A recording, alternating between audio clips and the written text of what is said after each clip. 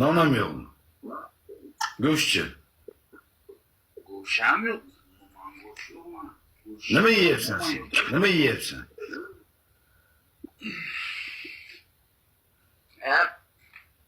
Ozgina garoq ovqat qildim bugun bo'ldi shu. U ham bo'lsa piyoz bilan qildim xolos. Piyoz garoqni o'zini qaynatib. Shuni yedim.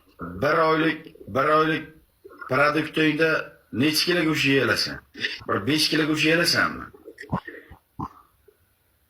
4-5 kilo ketadi. 5 litr yog', bir qop un, keyin Un shatmayman. non olib kelasanmi? Non olib kelasanmi? Grechka, keyin makaron, shunaqa narsa bo'ladi produktda ovqatga. Endi ishlamaydi emas, ishlaydi. Mehnatdan qochayotgan bola emas, xalqim unda yozmaylar. Men bilaman-ku, bu bola bozorda izimni taniganimdan beri arava tortadi. Endi arava mundayda. O'sha aravada ham bir kun ishi bo'ladi, bir kun ishi bo'lmaydi, bir kun ishi bo'ladi. Endi kimga qanday? Men hozir mana ko'rib o'tiribman, uyda bir-birida noni yo'q odamlar bor-da, mana oramizda. Shu insonga bittadan batl o'tkazib beraman hozir.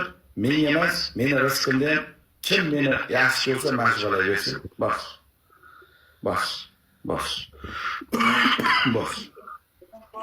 Ko'rgan yo'q bilmadimki, video qo'ydim Instagramga, mahallaga skameyka yasab. Vaqtim bos, mana xudo bilsin bo'ldi. ketdik akalar, bosamiz. Ketdik. Ya Alloh rozi bo'lsin. Rahmat aka, joningiz sog' bo'lsin aka.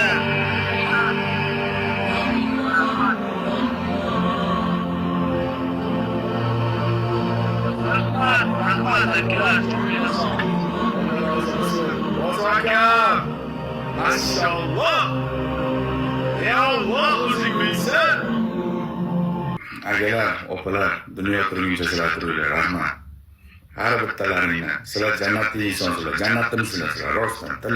Tag'loya olamachilik bir narsa emas, sizlar jannatli insonsizlar. Shu bolaga bir rizq berdinglar, shu bola produktda qilsin, mayda-chuyda olsin, bozorlik qilsin, sizlarning nomlaringdan bir chiroyligina duolarni qilib, bergan rizqlaringdan mayda-chuyda olib, chiroyligina ovqatlansin, qorni to'ysin, Xudo sizlarni hammalaringni hisoblaringni o'z joyiga qabul qiladi. Jannatdan sizlarga kalit ato etadi. Inshaalloh hammalaring jannatdaysizlar. Alloh rozi bo'lsin. Akalarim, opalarim, rahmat sizlarga. Bor. Ichimasiga. Men donishmandlik qilmayman. Men hayotiy gapiraman. Men so'kinishim mumkin.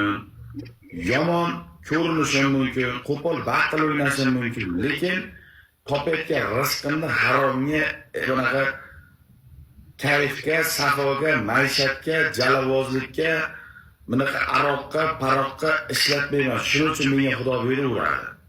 Eng yomon narsa to'sin qo'lingga pul kelsa, borib turib ichib, borib turib rasoy chiqib, yo'q, dam olish kerak. Inson borki dam olish kerak. Misol dam olish kunida dam olish kerak. Qo'liga faqat pul tushganda borib ichish u yaxshi narsa emas. Ichmasdan chiroyli yo'lingda davom etgin, yaxshigina ketgin, ozmi ko'pmi majlislarda unutmagin, men borim bor, men yo'g'im bor, shu insonlar seni kam qilmaydi.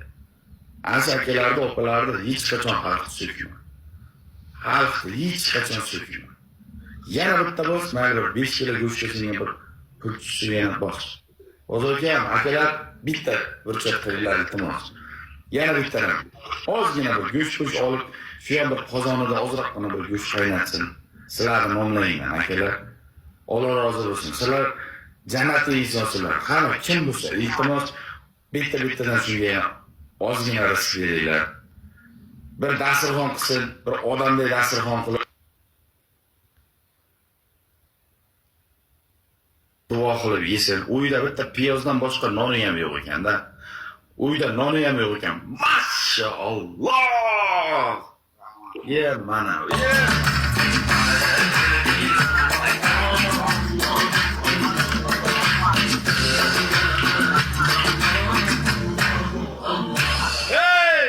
Rahmat. Joninglar sog' bo'lsin.